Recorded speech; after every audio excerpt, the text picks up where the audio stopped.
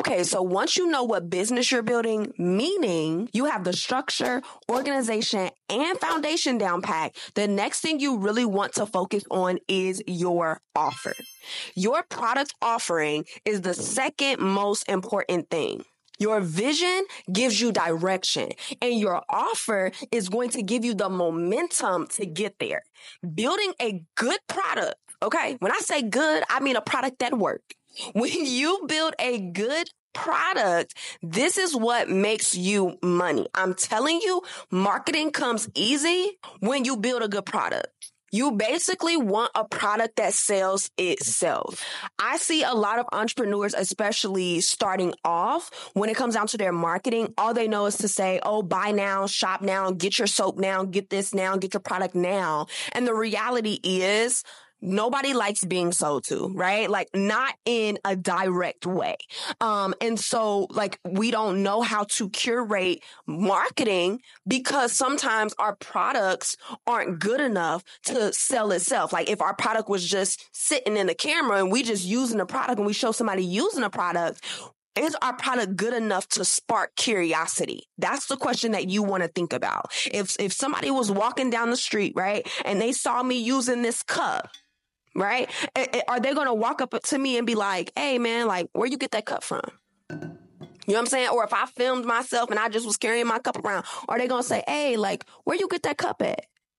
So that's the question you really want to think about. Is there fascination or curiosity that is sparked when people see my product or when people see my service? Now, if you are new here, I am Demaya Unique, your multi-passionate, purpose-pushing, visionary friend, okay? Here to show you that if I can do it, you can do it too, okay? If I can build some pretty good products that actually make money, then friend, I mean, I ain't gonna gatekeep. I ain't gonna keep it to myself, okay? We're gonna give you all the tea, all the gems, all the wisdom so you can do it too. Now, today, I want to talk about how to actually build a solid product and what's the best type of product to actually sell. So I've actually built several types of products in the last 3 years of my business, like coaching programs, virtual workshops, in-person events, physical products, and digital products. Yes, friend, I've done the most. But I would say the best product to sell is one that has low costs. Okay, because we can't be running up a check and we ain't making no money. Number 2, minimum effort. Like, what is something that could be evergreen? Okay, like once it's done, you could just keep on selling it. And then number 3 is high demand. I think that's the one that a lot of like entrepreneurs don't consider, because sometimes we got these ideas to build products, but the question is it in high demand? You know what I mean?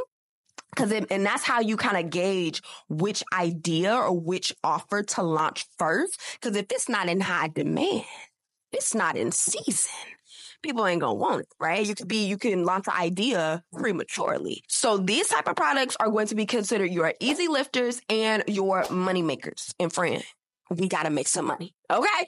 Now, how do we actually build a solid offer in our business? We talked about which product is the best to sell, but friend, how do we actually build something that's solid? Let me give you the strategy. Okay, step number 1 is to use the bridge method strategy.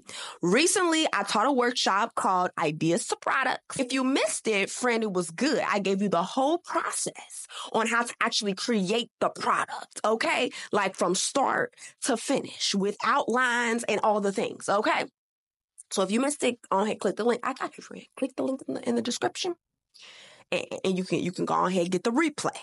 But anyways, in the workshop, I taught the bridge method strategy, which, if you didn't know, friend, I'm also a brand strategist. So that's where all the branding and marketing expertise should just be expertise. Anyway, with this strategy, we essentially treat your business as a bridge for your customers. So just imagine your customers being stuck on one side of the mountain, right? Just close your eyes and imagine with me real quick. You're a visionary. You're a creative. You can do it. Close your eyes and just imagine your customers being stuck on one side of the mountain, right? there's a gap here and they got to get to the other side.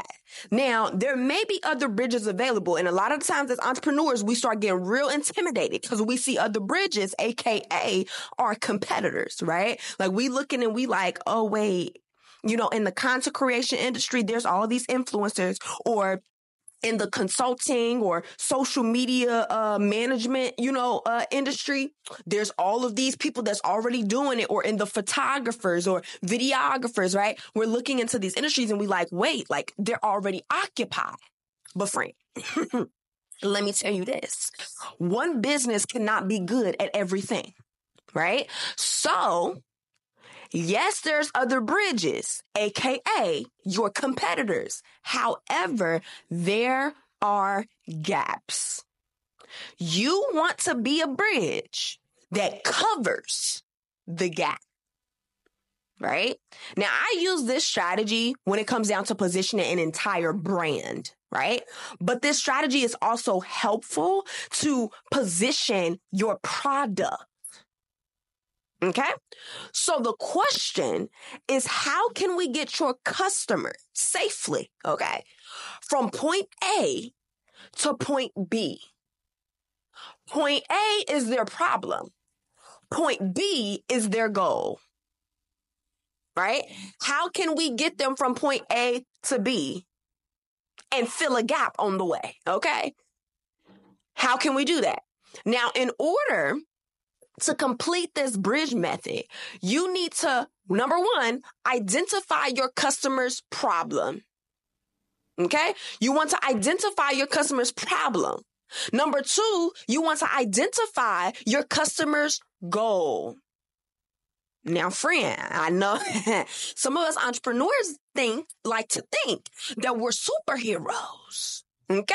So, come here, superhero. You're not trying to solve all of their problems. You're trying to solve one at a time. You want your product to solve one problem, not 100. Now, this is for my overcompensating friends. This is for my people-pleasing friends. This is for my superhero friends. We are solving one problem. Say it with me. One. Go ahead, comment. One. Okay? Solving one problem, not 100. The more specific you get, the better. Okay?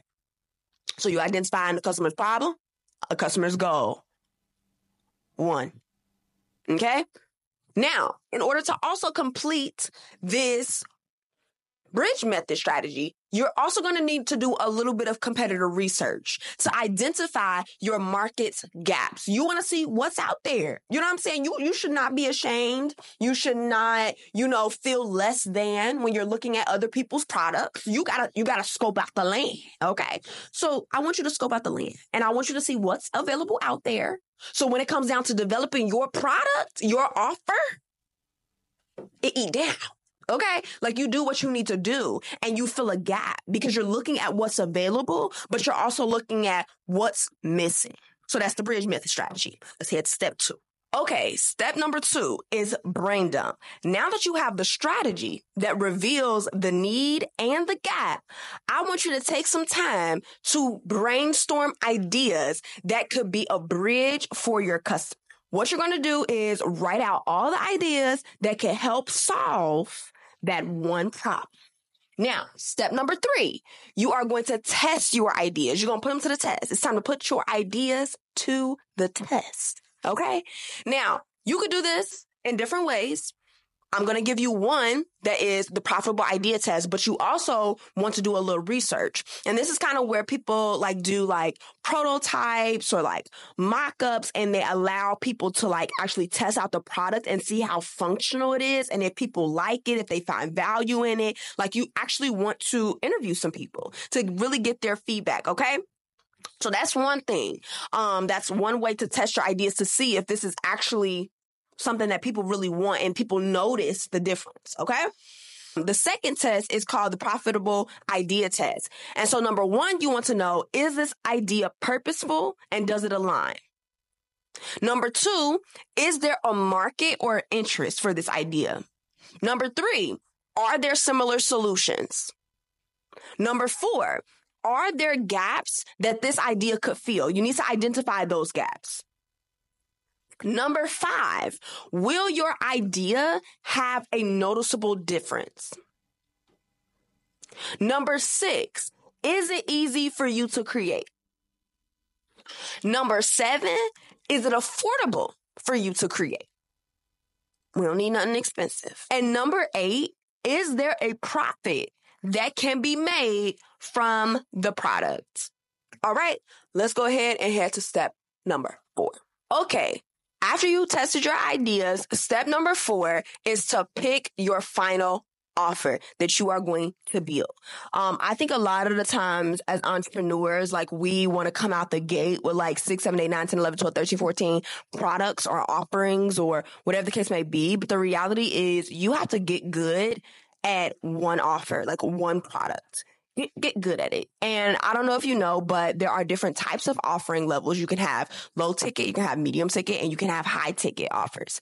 But I think some things that you want to consider, 4 things actually, that you want to keep in mind as you do make this final decision for your offer is number 1, will it push us toward the vision? Will it push us toward the vision? Number 2, will it transform lives and solve a problem? That's number 2. Number 3, will it make us money? Okay. And this, I feel like this question, it really depends on your money goals, right? Because if you do a low ticket, that means you're going to have to sell more of them.